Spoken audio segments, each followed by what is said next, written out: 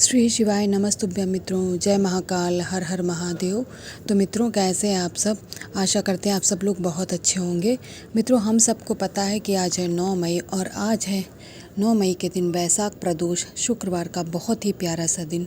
आज के दिन हम सभी लोग पेड़ पर ओम लिखकर चले आना है आप सभी लोगों को, जिससे आपके घर की जो भी परेशानियां हैं, जो भी मनोकामनाएं हैं, आप बहुत ही शीघ्र पूर्ण हो जाएंगे मित्रों, और आप लोगों को अपना मनचाहा फल मिलेगा। तो चलिए मित्रों, जल्दी से वीडियो करते स्टार्ट और बात करते हैं अपने पहले उपाय की, जो कि आपकी मनोकामनाओं को पूर्ण करने वाला उपाय है।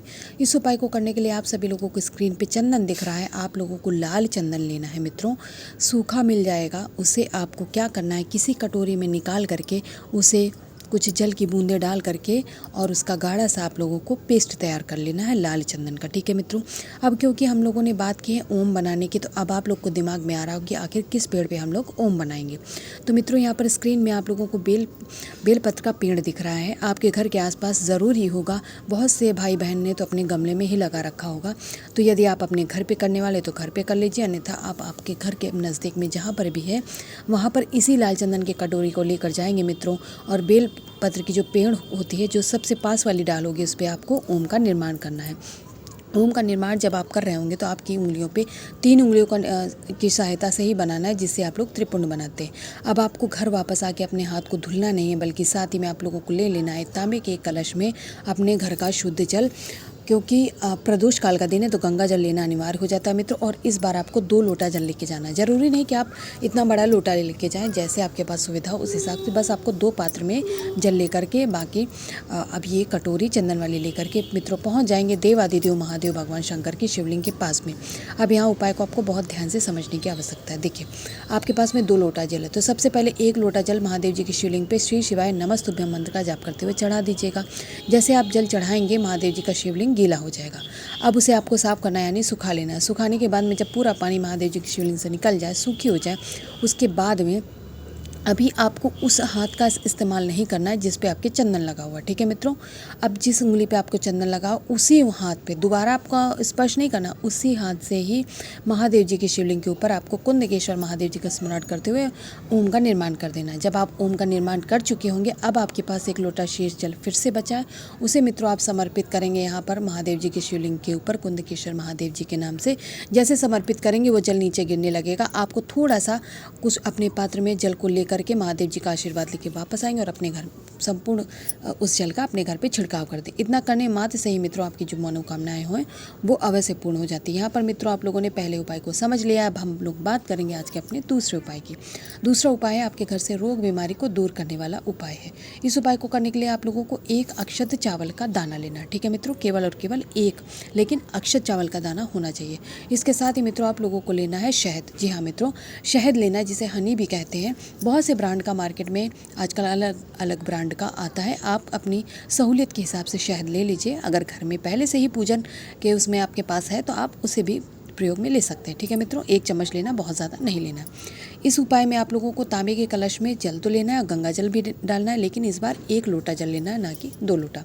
ठीक है मित्रों, 1 लोटा जल तैयार करने के बाद में जो 1 अक्षत चावल का दाना आपने लिया उसे इसी कलश के अंदर डाल लेंगे। ठीक है, केवल और केवल चावल का दाना डालेंगे, शहद नहीं डालेंगे। अब इस कलश को उठाएंगे मित्रों और शहद लेकर के देवादिदेव महादेव भगवान शंकर के शिवलिंग के पास जाएंगे मित्रों। अब यहाँ पे देखिए, महादेव जी के शिवलिंग पे हमने 5 स्थानों पे शहद की 1-1 बिंदी लगाई हुई है। और आप सबको पता है यह मुख्य स्थान होते हैं महादेव जी की शिवलिंग पे। पहला स्थान भगवान विघ्नहर्ता गणेश के स्थान पे आपको 1 बिंदी लगानी। दूसरे नंबर पे भगवान कार्तिकेय के स्थान पे आपको बिंदी लगानी है। तीसरे नंबर पे माता अशोक सुंदरी के स्थान पे बिंदी लगानी है। और चौथे नंबर पे माता का हस्तकमल, जिसे प्यार से कटी भाग भी कहा जाता है, वहाँ पे लगाएंगे। 5वें और अंतिम स्थान पे महादेव जी के शिवलिंग के स्थान पे आपको 1 बिंदी शहद की लगा लेनी है। जिस क्रम में मित्रों आप लोगों ने शहद की बिंदी लगाई है, सेम उसी क्रम में आपको जल समर्पित करना है महादेव जी की शिवलिंग के ऊपर। यानी कि पहले नंबर पर भगवान गणेश के स्थान पर, फिर भगवान कार्तिकेय कैकेयी, फिर माता अशोक सुंदरी, इसके बाद में माता का हस्तकमल और 5वें नंबर पे महादेव जी के शिवलिंग पे समर्पित करेंगे और संपूर्ण प्रक्रिया में कुंदकेश्वर महादेव जी का स्मरण किया जाएगा। मैं आशा करती हूँ मित्रों इस उपाय को आप लोग समझ गए होंगे, क्योंकि थोड़ा डिफिकल्ट है, मगर आप लोगों को करना इसी क्रम में, तभी मित्रों आपके घर के जो रोग बीमारी है पुरानी से पुरानी वह समाप्त हो जाएगी। तो यहाँ पर हम लोगों ने 2 उपायों की बात कर ली मित्रों, मैं आशा करती हूँ आप लोग समझ गए होंगे।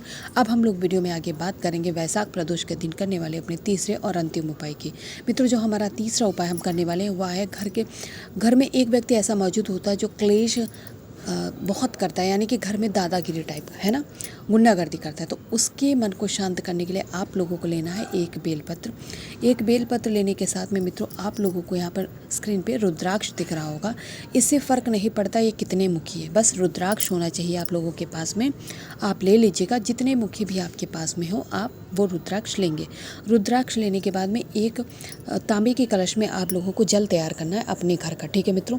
जब आप लोग यह जल तैयार करेंगे, इसके बाद में जो आप लोगों ने एक रुद्राक्ष लिया है उस रुद्राक्ष को इसी कलश के अंदर आप लोग डाल देंगे, ठीक है।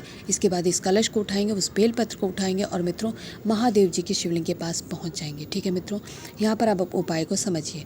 जो आपके पास में एक बेलपत्र है उसे आप महादेव जी के शिवलिंग पे समर्पित कर दीजिएगा। बेलपत्र चढ़ाने के बाद में अब आपके पास में रुद्राक्ष वाला जल है। अब उस जल को आप महादेव जी के शिवलिंग के ऊपर समर्पित करेंगे मित्रों। और यहाँ पर आप लोगों को जो नाम लेना है वह है सोमेश्वर महादेव जी का नाम। जी हाँ मित्रों, सोमेश्वर महादेव जी के नाम से आपको इस रुद्राक्ष वाले जल को इस बेलपत्र पे समर्पित करना है। जैसे आप यह जल समर्पित करेंगे मित्रों, आपको उस व्यक्ति के मन को शांत करने का भी महादेव जी से निवेदन करना है, जो व्यक्ति आपके घर के माहौल को बहुत बिगाड़ के रखा, बहुत ख़राब कर दिया, ठीक है मित्रों। जब यह जल महादेव जी के शिवलिंग से बहते बहते नीचे गिरने लगेगा, आपको थोड़ा सा जल यहाँ से ले लेना है किसी पात्र में और इस जल को लेकर के आप सब अपने घर पर वापस जाएंगे।